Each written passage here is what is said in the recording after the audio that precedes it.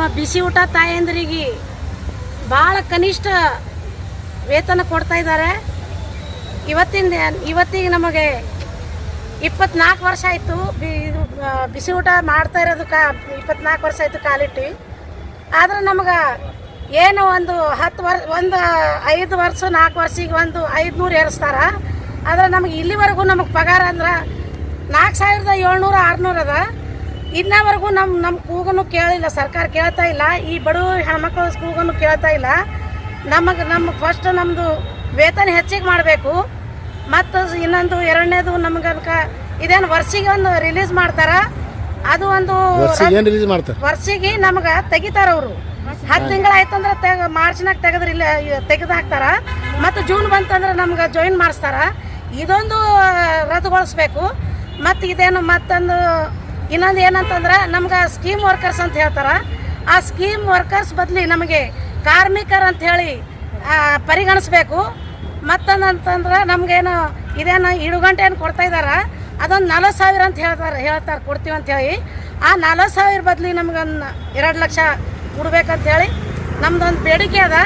ನಾವಂತೂ ಈ ಬೇಡಿಕೆಗಳು ಇಟ್ಟೀವಿ. ಈ ಬೇಡಿಕೆಗೆ ಗೋರ್ಮೆಂಟು ಇದು ಮಾಡ್ಬೇಕಂತೇಳಿ ಸಹಕಾರ ಪಡಿಬೇಕಂತೇಳಿ. ತಮ್ಮ ಹೆಸರು? ಯಶೋಧ ರಾಠೋಡ, ಜಿಲ್ಲಾ ಬಿಸಿ ಊಟ AITUC ಸಂಘಟನೆ ಜಿಲ್ಲಾ ಅಧ್ಯಕ್ಷರು.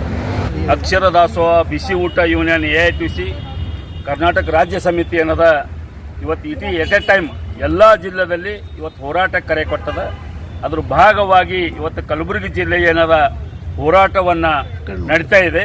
ಆ ಒಂದು ಕಾರಣಕ್ಕಾಗಿ ಏನು ಪ್ರಮುಖವಾಗಿರ್ತಕ್ಕಂಥ ಸರ್ಕಾರಕ್ಕೆ ನಾವು ವಿನಂತಿಯನ್ನು ಮಾಡ್ತೀವಿ, ಇವ್ರಿಗೆ ಕನಿಷ್ಠ ವೇತನ ಕೊಡಬೇಕು ಅಂತಕ್ಕಂಥದ್ದು.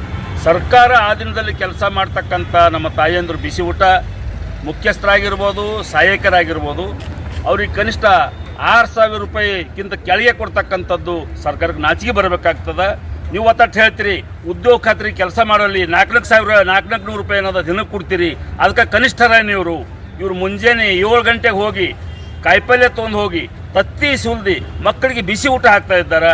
ಆದ್ರೆ ಇವ್ರ ಹೊಟ್ಟೆ ತುಂಬ್ತಾ ಇಲ್ಲ. ಇವ್ರೇನದ ಭಾಳ ಸಮಸ್ಯೆದಾಗ ಇಳಿತದೆ. ಒಂದು ಸಂಸಾರ ನಡೆಸಬೇಕಾದ್ರೆ 5,000 ರೂಪಾಯಿದಾಗ ಏನಾಗ್ತದೆ.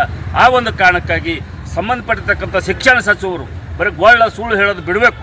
ಈ ಒಂದು ನೋವನ್ನು ಕೇಳಬೇಕು, ಕನಿಷ್ಠ ವೇತನ ಕೊಡಬೇಕು. ಮತ್ತು ಎರಡನೇದು ಏನದ ಪ್ರಮುಖವಾಗಿರ್ತಕ್ಕಂಥ ವಿಷಯ, ಕರೆಕ್ಟಾದ ಸಂಬಳವನ್ನು ಕೂಡ ಕೊಡ್ತಾ ಇಲ್ಲ. ಈಗ 3 ತಿಂಗಳ ಸಂಬಳ ನಿಂತಿದೆ ಈ ಒಂದು ಕಲಬುರಗಿ ಭಾಗದಲ್ಲಿ.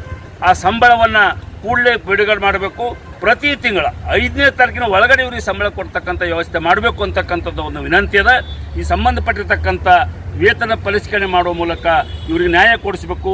ಈ ಒಂದು ಹೆಣ್ಣು ಮಕ್ಕಳ ನೋವಿಗೆ ಸರ್ಕಾರ ಅದನ್ನು ಸ್ಪಂದಿಸಬೇಕು ಅಂತಕ್ಕಂಥ AITUC ಕಲಬುರಗಿ ಜಿಲ್ಲಾ ಸಮಿತಿ ವಿನಂತಿ ಮಾಡ್ತೇನೆ. ನಾನು ಪ್ರಭುದೇವ್ ಯಳಸಂಗಿ, AITUC ರಾಜ್ಯ ಸಮಿತಿ ಉಪಾಧ್ಯಕ್ಷ.